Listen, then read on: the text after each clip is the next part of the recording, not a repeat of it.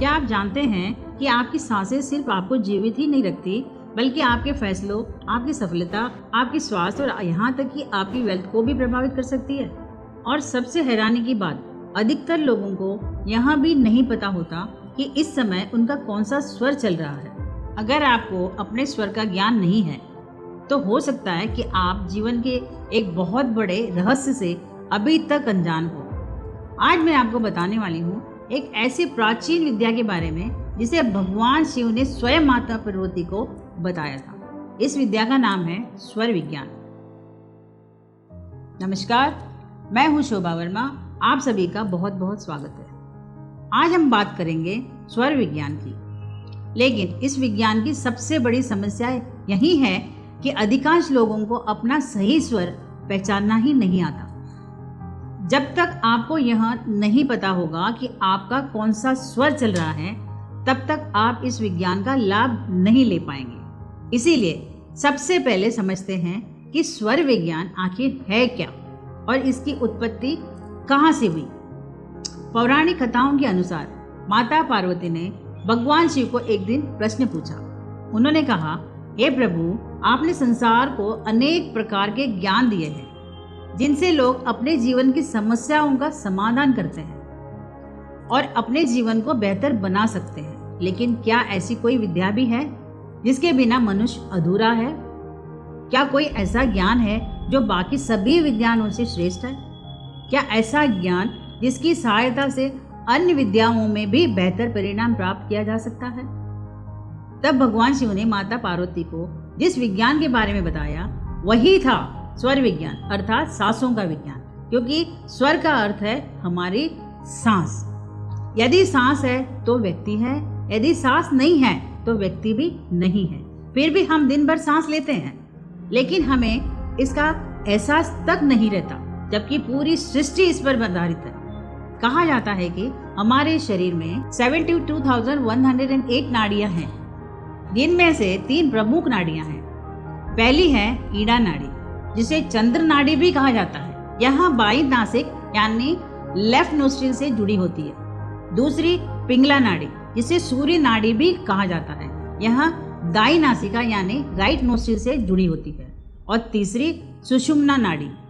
जब दोनों नासिकाओं से समान रूप से सांस प्रभावित हो रहा हो, तब सुषुम्ना नाड़ी सक्रिय मानी जाती है। जब बाई ओर का स्वर अधिक सक्रिय होता है तो उसे चंद्र स्वर कहा जाता है। यहाँ एक फेमिनिन एनर्जी से जुड़ा माना जाता है। जब दाई ओर का स्वर सक्रिय होता है तो उसे सूर्य स्वर कहा जाता है।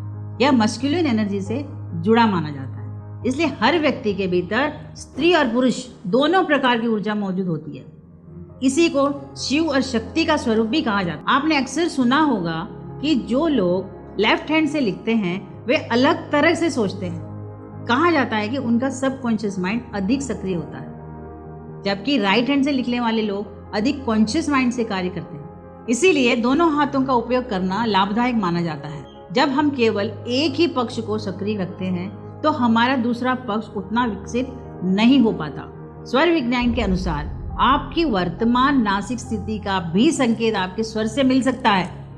मान लीजिए आपके मन में कोई इंट्यूशन आती है और उसी समय आप जांच करते हैं कि आपका लेफ्ट नोस्ट्रिल सक्रिय है, तो माना जाता है कि वह विचार आपके सबकॉन्शियस माइंड और वाटर एलिमेंट से जुड़ा हो सकता है। इसी प्रकार यदि आप किसी को पैसे दे रहे हैं या किसी से ले रहे हैं और उस समय चंद्र स्वर चल रहा है, तो संभव है कि उस निर्णय में भावनाएं अधिक प्रभाव डाल रही हो।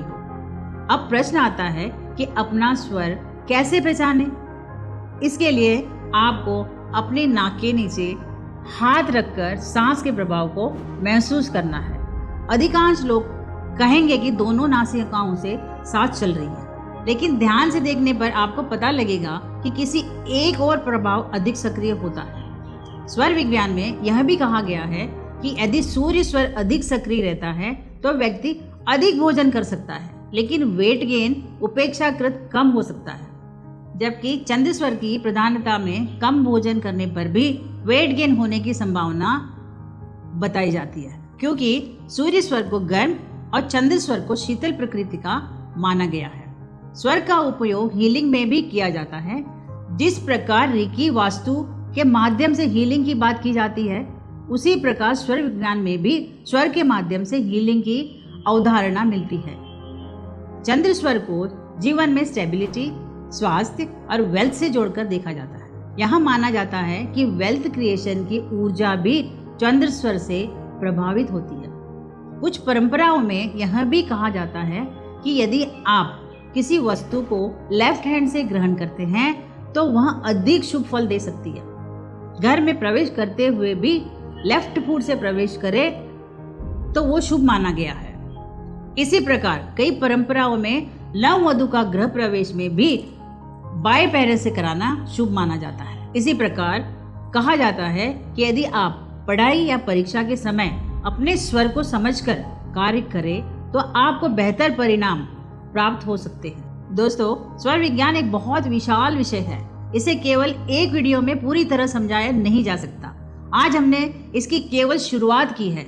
अगले एपिसोड में हम जानेंगे कि स्वर को कैसे बदला जा सकता है, किस कार्य के लिए कौन सा स्वर शुभ माना जाता है और स्वर विज्ञान को अपने दैनिक जीवन में कैसे उपयोग करें। अगर आपको यह जानकारी उपयोगी लगी तो वीडियो को लाइक करें, चैनल को सब्सक्राइब करें और इसे अपने दोस्तों और परिवार के साथ जरूर शेयर करें। मैं हूं शोभा वर्मा, फिर मिलूंगी एक नए और रोचक विषय के साथ। तब तक अपना ध्यान रखिए। धन्यवाद।